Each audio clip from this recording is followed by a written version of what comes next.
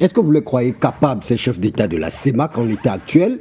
de dire non au franc CFA, de dénoncer le franc CFA, de dénoncer l'accord économique du franc CFA, de repartir sur de nouvelles bases, d'intégrer les solutions qui sont régulièrement proposées par des experts dans le cadre de travaux, d'études ou de recommandations, ou même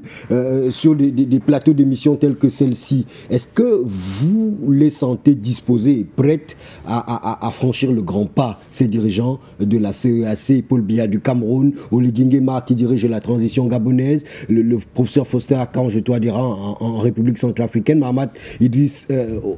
au Tchad, Obiang Nguema de la Guinée équatoriale, et puis Denis Sassou Nguesso du Congo-Brazzaville? Vous comprendrez que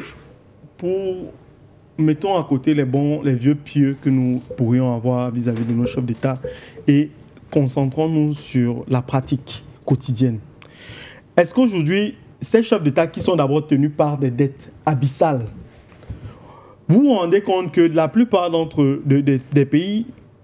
qui sont endettés, des pays de la zone franc, qui sont endettés auprès de ces institutions, ne remboursent que les intérêts de la dette. Jusqu'aujourd'hui, pensez-vous qu'ils aient les coudées franches pour sauter le pas dès lors que, effectivement, ils en auraient même l'ambition? Est-ce que des politiques sont mises sur pied pour diminuer notre dépendance vis-à-vis de ces institutions et favoriser une production locale qui pourrait nous permettre demain ou après-demain de faire ressortir, pourquoi pas, une monnaie locale ou même régionale? Vous comprenez que dès lors que vous posez cette question, vous voyez la réalité des faits sur le terrain. On est en total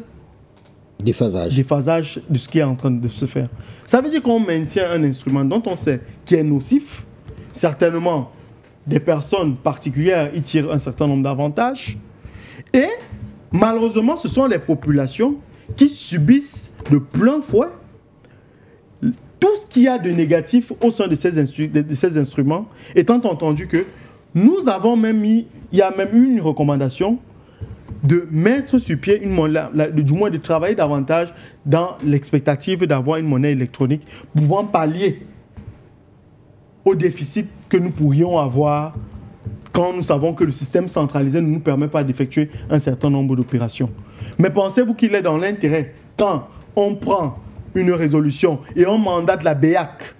de mettre sur pied des instruments permettant de pouvoir favoriser l'émergence de monnaies électroniques qui sont, de par leur nature, un système décentralisé, ne pensez-vous pas que, encore là, nous sommes dans un total déphasage? Vous comprenez que nous sommes dans une dynamique où on feint de faire des résolutions qui pourraient apporter des solutions, mais nous savons très bien que la réalité des faits est tout ailleurs.